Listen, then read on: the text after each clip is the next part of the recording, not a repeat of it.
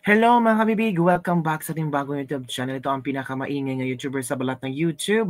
Ako si Kabibig, maglebak-lebak na ta with evidence. Nako po, inupakan. Nako, ang sakit mapahiya. Stella Kimbo, inupakan ni Tito Soto kaugnay sa BICAM report ng 2025 national budget. Mapahiya tayo nito Kimbo. Si Tito Soto talaga ang dating Senate President nag-react kabibig sa interview ni Stella Kimbo. Nagpa-interview na si Stella Kimbo. Sabi ng ni Stella Kimbo, at the point of signing by the BICAM members ay lahat naman po ng appropriations or amount have already been decided upon. Ibig sabihin, lahat ng naging corrections ng ating technical staff, lahat po yan ay ministerial na lamang.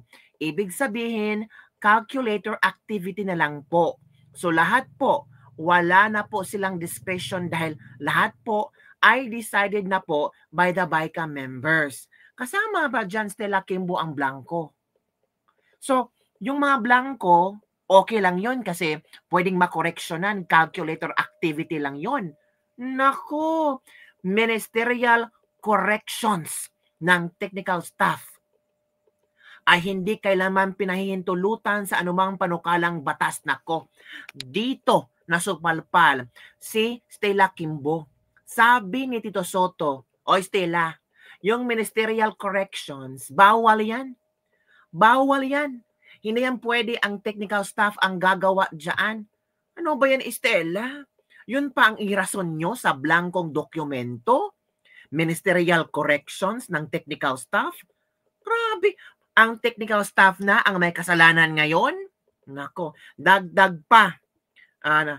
Sabi ni Tito Soto, kailangan na sumailalim sa Parliamentary Rules and Procedures Workshop ang mga mambabatas. Nako, lalong napahiya. Lalong napahiya sila. Napahiya. Pinahiya, inupakan, sinupalpal, sinampal-sampal sila ni Tito Soto. Sana na lang, ano na lang ang ginawa ni Stella Kimbo, yung tumakbo siya ba sa interview ba? Sana hindi lang siya nagpa-interview. Or nagpa-interview siya, sana pinag-isipan niya kung ano ang rason. Tapos, parang sinisi ang ministerial corrections na bawal pala yan niya. Bawal yan sa anumang panukalang batas, sabi ni Tito Soto. Sabi ni Tito Soto sa kanyang, ito kasi sinabi ni Tito Soto. Ito, sabi dito niya, sige, i-share ko sa iyong kabibig para malaman natin na hindi maling-mali ang sinabi ni Stella Kimbo. Stella Kimbo talaga, ito kabibig, ito ang sinabi ni Tito Soto, yan, some of our legislators need to undergo parliamentary rules and procedures workshop. Di ba nakakahiya? So it means naging legislator ka sa korte, sa kamara na walang alam. Kulang-kulang, hilaw na hilaw. 'Di ba? So, yung ibang tao, kung ganoon, Tito Soto, questionable yung mga batas na sinumite nila at na isa batas nila. Nako, ministerial corrections by technical staff are never allowed in any bill, much more a law. You bring it back to plenary. Nako po, Stella Kimbo. Nako, paano yan? Anong gagawin niyo? Pinalala ni Stella Kimbo ang BICAM, lalong napaghalataan na may tinatago silang isikreto. Nako, Tito Soto pa, tinira na kayo, Inupakan na kayo. Kasi mali-mali. Ayaw naman Tito Soto na sabayan kayo sa mga sayaw na gusto yung tugtugin. Kung mali, mali. Diba? O eto mga kabibig, dito nag-react si Tito Soto sa reaction ni Miss Stella Kimbo. Makinig tayo kabibig, Go. So, I already issued so lahat naman po na gusto ko na po paliwanag ay nakasulat na po sa aking It's just a reiteration of the previous statements by Executive Secretary, by Secretary Mina, Karantaman of DBM, by our Senate President, and the President himself. So basically, ang sinasabi naman natin is wala pong problema sa ating 2025 GAA. Legal siya. There is legal. Ma'am, hindi naman GAA ang question ni Duterte. BICAM report. Hindi naman nag-question si Duterte ng GAA. Sabihin mong legal, o whatever it takes. Hindi yung questionable. Bumalik tayo sa BICAM. It is fully enforceable. It is valid. Dahil po, ating enrolled bill, ibig sabihin po, ang General Appropriations Bill na nanggaling po sa Congress ay kompleto.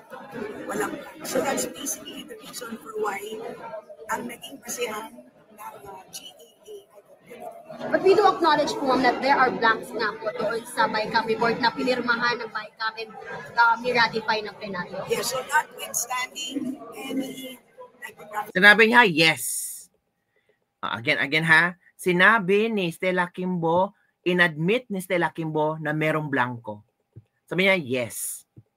But we do acknowledge po, ma'am, that there are blanks nga po doon sa BICAM report na pinirmahan ng BICAM and ni-ratify ng plenaryo. Yes, so notwithstanding any typographical errors or any adjustments that are needed as a result of amendments, ay authorized naman po ang technical staff ng both House and Technical staff. Senate to make all of these necessary corrections. And just to clarify or to reiterate, at the point of signing by the BICAM members, ay lahat naman po ng appropriations amounts have already been decided upon.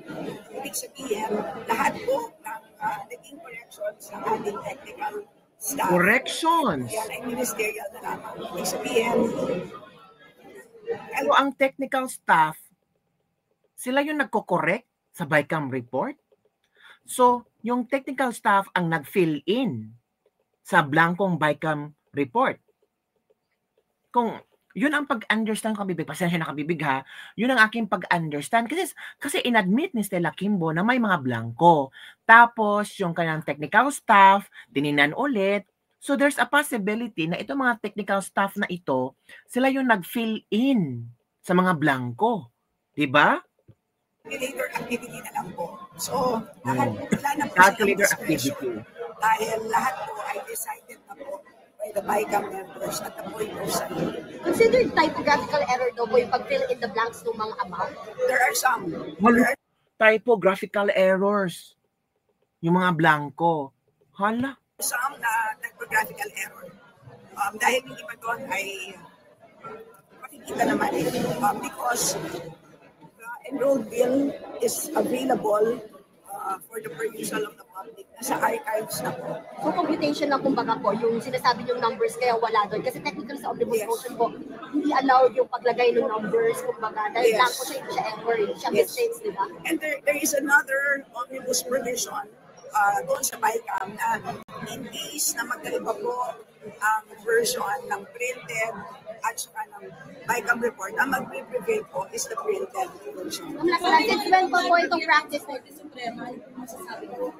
Ay, salita na po dyan si Senate President. Okay lang sa ito. Sinabi naman niya na ang batas lang po ang natadala sa Supreme Court. At malaya naman po ang Since when pa po itong practice na nag-ratify po tayo ng BICAM report na may mga blanco po sa budget? Since when? Which Congress pa po nag-start? itong omnibus provision ay lagi pong nandyan. Ito pong allowing our technical staff for being given the authority to make necessary corrections. Hala. So, ang technical staff pala allowed allowed, sabi niya allowed to do some corrections. Mga technical staff, BICAM report, bill, allowed silang mag-correct, technical staff. Lagi pong nandyan yan, taon-taon. Bakit may bakit nagkaroon ng ganong expose si Congressman Wu? Ano yung reason behind it? Siya na lang po tanongin ninyo. Hala.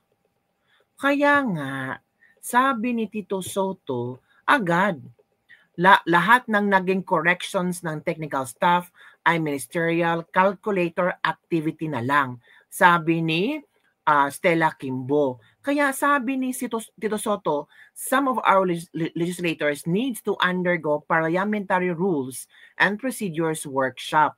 Ministerial corrections by technical staff are never allowed in any bill, much more a law. You bring it back to the plenary.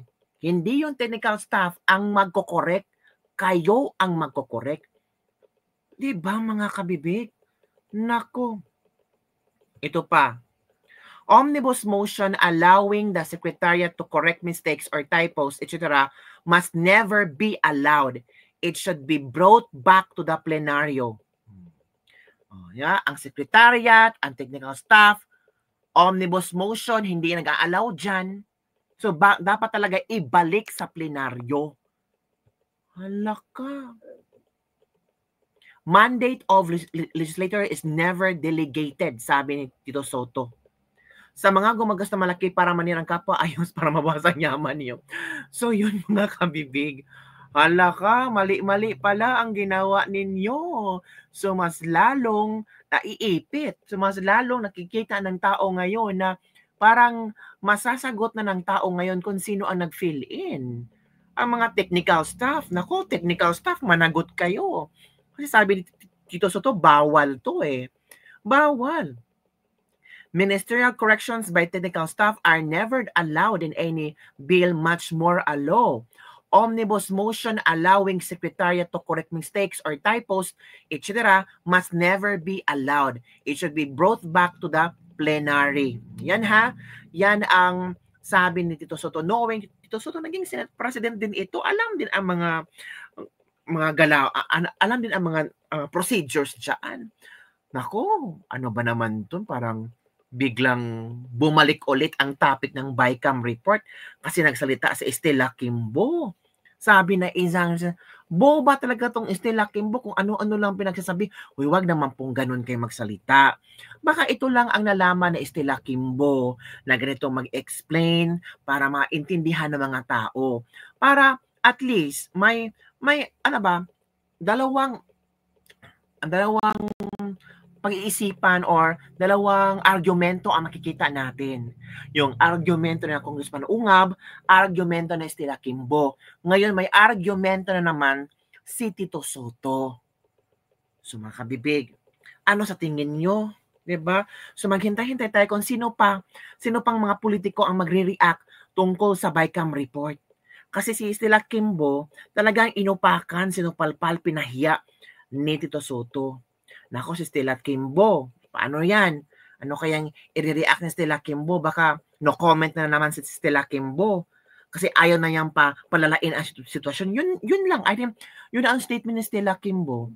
Pero grabe din itong statement ni ni Tito Soto na ibalik niya sa plenaryo kasi yung mga technical staff, secretariat, hindi sila allowed na mag-correct sa kung anong nilagay sa bill or sa isang batas.